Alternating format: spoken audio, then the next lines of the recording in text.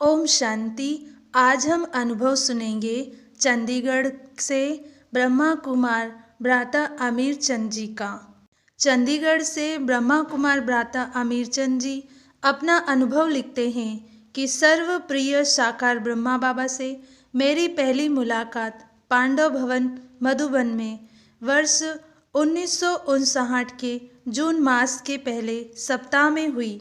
उससे पहले मैं करनाल हरियाणा में सन 1958 के अंत में प्रजापिता ब्रह्मा कुमारी ईश्वरीय विश्वविद्यालय के संपर्क में आया था। मुझे वहाँ की शिक्षाओं को समझकर तथा उन्हें अपने व्यवहारिक जीवन में अपनाकर यह दृढ़ निश्चय हो गया था कि यह ज्ञान स्वयं निराकार ज्योतिस्वरूप परमात्मा शिव साकार प्रजापिता ब्रह्मा के तन का आधार लेकर इस नरकमय सृष्टि को पुनः श्रेष्ठाचारी तथा सतयुगी बनाने के लिए दे रहे हैं।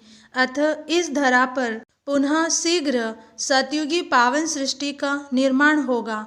यह दृढ़ विश्वास हो जाने पर साकार ब्रह्मा बाबा को सम्मुख मिलने की चाहना बहुत बढ़ गई थी, परंतु उन दिनों वर्ष में 1 या 2 बार ही बहनें मधुबन जाती थी, इसलिए मुझे 3-4 मास तक प्रतीक्षा करनी पड़ी। पत्रों के माध्यम से तो मैं साकार बाबा से अपने दिल की लेन देन करता रहता था। जब मैं मधुबन के लिए अपने सेवा स्थान से चला तो मन की स्थिति बहुत ही विचित्र थी। यात्रा के दौरान यही तड़प थी कि कब वह सुहावनी घड़ी आए जब मैं बाबा के सन्मुख पहुंचूं। आखिर वह घड़ी भी आ गई। मधुबन में प्रवेश करते ही असीम शांति का सुखद अनुभव होने लगा।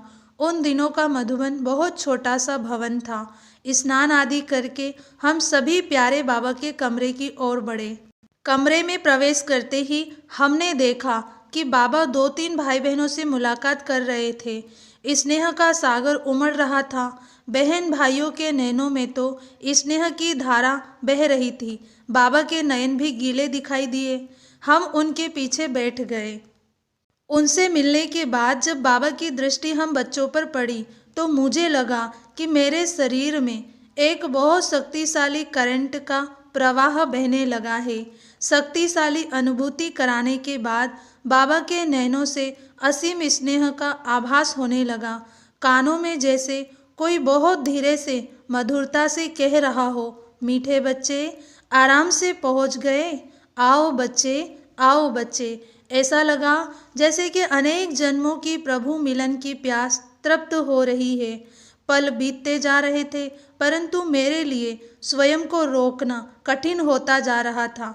मुझे पता ही नहीं चला कि मैं अपने स्थान से कब उठा और बाबा की गोद में समा गया। स्नेह और शक्ति का अद्भुत मिश्रण था। बाबा का शरीर अति कोमल, लेकिन उसके चारों ओर लाइट ही लाइट दिखाई पड़ रही थी। देह का भान समाप्त हो गया था। कुछ समय के बाद बाबा ने बहुत ही दुलार से मेरे सिर पर हाथ फेरते हुए मुझे सचेत किया। नयन गीले, शरीर हल्का, आत्मा आत्मविश्वास रूपी शक्ति से ओतप्रोत थी। पहली बार मुझे 6-7 दिन बाबा के संग मधुबन में रहने का सुअवसर मिला। बहुत ही छोटा परिवार था। सारा दिन मम्मा बाबा के संग ही बीतता था। कई बार भोजन भी बाबा के साथ करते थे। मुरली के समय भी सदा बाबा के सामने और समीप बैठने से ऐसा लगता जैसे कि मुरली चलाने समय बाबा मुझे ही देख रहा है। रात्रि को सोने के समय भी बाबा के कमरे के साथ ही हमारा कमरा होने के कारण एक छोटे से परिवार की भासना आती थी। आखिर लौटने का समय आ गया। मन की स्थिति बदलने लगी। मन लौटने को तैयार ही नहीं था। ईश्वरीय सुखों को त्याग कर कौन पुरानी दुनिया में जाना चाहेगा। बहुत ही कठिनाई से मन को समझाते हुए, अश्रुधार बहाते हुए बाबा से तथा मधुबन से विदाई ली। आबू रोड रेलवे स्टेशन पर आ पहुँचे। मन उदास था। प्लेटफॉर्म पर बैठे बैठे ही प्यारे बाबा को एक पत्र लिखा। मीठे बाबा, मुझे ऐसा लग रहा है जैसे एक फूल अपनी डाली से दूर हो गया हो। आपसे अलग होकर मेरी शक्ति क्षीण होती दिखाई देती है। मन उदास है। अपने सेवा स्थान पर लौटने के कुछ ही दिनों के बाद बाबा का पत्र आ गया।